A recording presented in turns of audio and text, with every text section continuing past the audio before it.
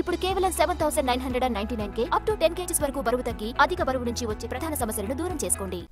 CM Revanth Reddy ఇవాళ సంగారెడ్డి జిల్లాలో పర్యటించబోతున్నారు. జహీరాబాద్ నియోజకవర్గంలో పలు అభివృద్ధి కార్యక్రమాల్లో పాల్గొంటారు.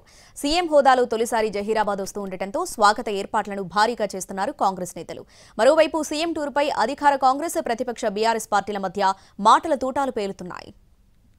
సీఎం రేవంత్ రెడ్డి పర్యటన కోసం సంగారెడ్డి జిల్లాలో సర్వం సిద్ధం చేశారు. ఉదయం హెలికాప్టర్లో సీఎం రేవంత్ జహీరాబాద్ చేరుకుంటారు. అక్కడి నుంచి ప్రత్యేక బస్సులో ఆయన పలు అభివృద్ధి కార్యక్రమాల్లో పాల్గొననున్నారు. 100 కోట్ల రూపాయలతో నిర్మించిన రైల్వే ఓవర్ బ్రిడ్జిని ప్రారంభించనున్నారు.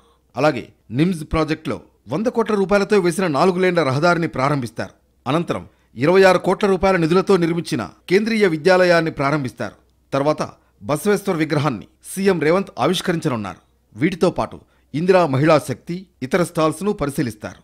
జహీరాబాద్లో సీఎం రేవంత్ హాజరయ్యే బహిరంగ సభకు ప్రజావేదిక సభగా నామకరణం చేశారు. సుమారు 50,000 మందితో ఈ సభను నిర్వహించేలా ప్లాన్ చేస్తున్నారు. సంగారెడ్డి జిల్లాలో వర్షాలు కురుస్తుండటంతో వర్షం వచ్చినా ఇబ్బంది లేకుండా ఉండేందుకు రైన్ ప్రూఫ్ టెంట్లను ఏర్పాటు చేశారు. భారీ వర్షం వచ్చినా సభకు ఎటువంటి ఇబ్బందులు లేవు. మరోవైపు సీఎం టూర్పై రాజకీయ రగడ రాజుకుంది. అధికార కాంగ్రెస్ పార్టీ, ప్రతిపక్ష బీఆర్ఎస్ నేతల మధ్య మాటల యుద్ధం మొదలైంది. సీఎం రేవంత్ జహీరాబాద్కి ఎందుకు వస్తున్నారో సమాధానం చెప్పాలన్నారు మాజీ మంత్రి హరీష్ రావు. బీఆర్ఎస్ హయాంలో చేసిన అభివృద్ధి పనులకు సీఎం రేవంత్ ఇప్పుడు రిబ్బన్ కట్ చేస్తున్నారని విమర్శలు చేశారు. 100 కోట్ల రూపాయలతో నిమ్స్లో రోడ్డేసింది బీఆర్ఎస్, కేంద్రీయ విద్యాలయాన్ని తెచ్చింది బీఆర్ఎస్.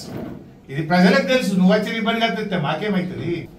నువ్వు నిజంగా జహీరాబాద్ ప్రేమ ఉంటే మా రద్దు చేసినవన్నీ వాపస్ ఇయ్యి. కొత్తగా 100 కోట్ల రూపాయలు మా మున్సిపాలిటీకి. బసవేశ్వర, సంగమేశ్వర ప్రాజెక్టులను పునరుద్ధరించండి. మాజీ మంత్రి హరీష్ రావు చేసిన వ్యాఖ్యలపై జహీరాబాద్ ఎంపీ సురేష్ షట్కార్ మండిపడ్డారు. నిమ్స్ ప్రాజెక్టుకు శ్రీకారం చుట్టిందే కాంగ్రెస్ ప్రభుత్వం అన్నారు. కేంద్రీయ విద్యాలయం కూడా కాంగ్రెస్ ప్రభుత్వమే ఇచ్చిందని, కావాలంటే జీవో చూపిస్తానని సురేష్ షట్కార్ కౌంటర్ ఇచ్చారు. మంచి కార్యక్రమాలు సిద్దిపేటకి, చెవిలో పువ్వులు పెట్టే పనులు జహీరాబాద్ కా అంటూ సెటర్లు వేశారు ఎంపీ.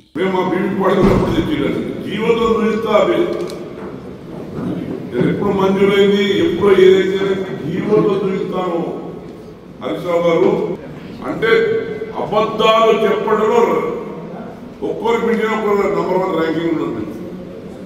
నిజంగా ఎవరు ఛాలెంజ్ చేస్తారని చెప్పండి. హరీష్ రావు గారు కేంద్రీయ విద్యాలయం ఎవరు తెచ్చినారు?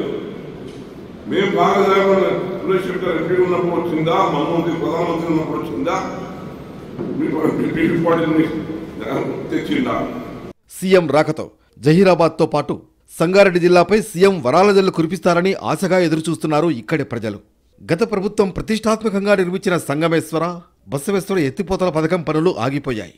దీంతో ఈ ప్రాజెక్టుపై సీఎం కీలక ప్రకటన చేసే అవకాశం ఉందన్న చర్చ సాగుతోంది.